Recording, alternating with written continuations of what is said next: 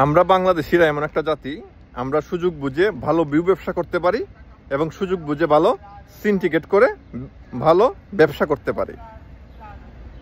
ইরানের সাথে শত্রুতা হচ্ছে আমেরিকার, এবং ইরান আমেরিকার বিমান ঘাঁটি লক্ষ্য করে মিসাইল ছুটতেছে।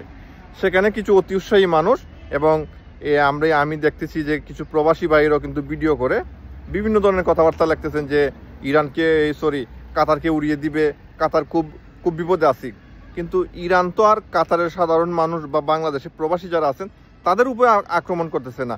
ইরান আক্রমণ করতেছে মার্কিন বিমান ঘাঁটিতে, যেটা শহর কিংবা যেখানে মানুষ বসবাস করে ওইসব এলাকা থেকে অনেক দূরে এগুলা অবস্থান, যেখানে সাধারণ মানুষের চলাচল খুবই কম থাকে।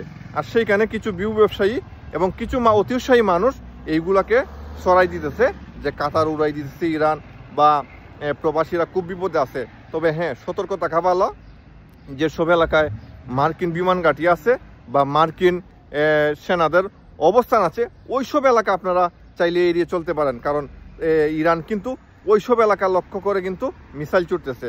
আর আমাদের কিছু ইউটিউবাররা এমনভাবে এটারে ছড়াইতেছে যে মনে হইতেছে যে পুরা কাতার ইরান ধ্বংস করে দিতেছে। আমি বুঝি না ভাই, কাতারের সাথে তো আর ইরানের যুদ্ধ নাই, ইরানের যুদ্ধ হইতেছে আমেরিকার সাথে।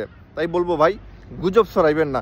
এই ধরনের গুজব ছড়াইতে কিন্তু এখন ফেসবুকের ভালো যারা রিয়েল জিনিস এটাও মানুষ বিশ্বাস করতেছে না। আবার অনেকে আবার এই ধরনের গুজব ভিডিও কিন্তু উড়াদোড়া শেয়ার দেন। আমি বলবো ভাই, আপনারা বুঝে শুনে দেখে তারপর শেয়ার দিবেন। এবং আর যারা দয়া করে গুজব ছড়াইতেছেন, আল্লাহর হস্তে বলবো ভাই, গুজব ছড়াইবেন না। কারণ প্রবাসে যারা থাকে তাদের যারা মা বাবা আত্মীয় স্বজন বাংলাদেশে থাকেন তারা কিন্তু অনেক টেনশনে আছেন। কারণ একটা নিউজ যখন এই ধরনের তারা দেখেন যে তার সন্তান বিপদে আছে বা বিপদ হওয়ার সম্মুখীন, তারা কিন্তু অনেক টেনশনে আছেন। কারণ অনেকে মা বাবা ভাই বোন বউ আত্মীয় স্বজন সন্তান রেখে কিন্তু তারা প্রবাসে অবস্থান করছেন।